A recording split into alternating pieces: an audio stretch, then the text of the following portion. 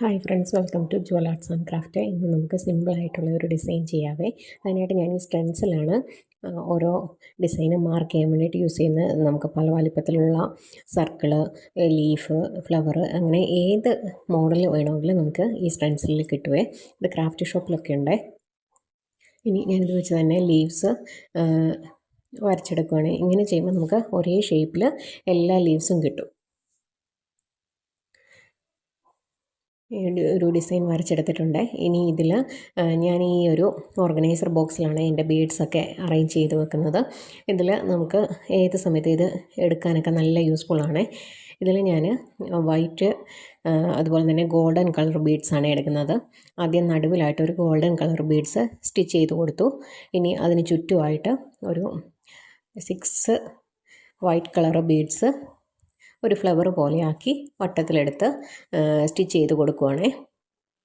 ഇനി ഇതിൻ്റെ ഏതെങ്കിലും പല സൈഡുകളിലായിട്ട് ഇങ്ങനെ ഞാൻ ഈ സ്റ്റിച്ച് ചെയ്യുന്ന പോലെ തന്നെ ഒന്ന് ലോക്ക് ചെയ്ത് കൊടുക്കുക. അത് എൻ്റെ ആ ഒരു പൊസിഷൻ മാറിപ്പോകാതിരിക്കാൻ വേണ്ടി ഇങ്ങനെ ലോക്ക് ചെയ്ത് കൊടുക്കുക. ഇനി ഒരു ഗോൾഡൻ ബീഡാണ് കൊടുക്കുന്നത്.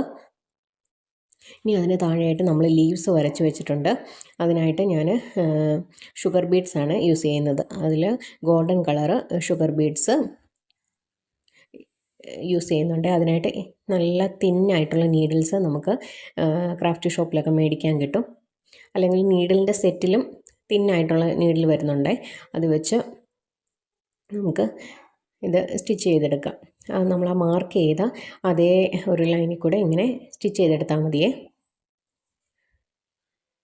രണ്ട് സൈഡിലും ഒരു ലീഫിൻ്റെ ഷേപ്പ് കിട്ടുന്നത് പോലെ ഇങ്ങനെ സ്റ്റിച്ച് ചെയ്തെടുക്കുക. ഇതുപോലെ തന്നെ നമ്മൾ ആ ഫ്ലവറിന് ചെയ്ത പോലെ തന്നെ ഇടയ്ക്കായിട്ട് ഒന്ന് ലോക്ക് ചെയ്ത് കൊടുക്കണേ. ഞാനിതിൽ ഗോൾഡൻ കളർ ത്രെഡാണ് എടുത്തിരിക്കുന്നത്. അത് സിൽക്ക് ത്രെഡാണ് യൂസ് ചെയ്തിരിക്കുന്നത്.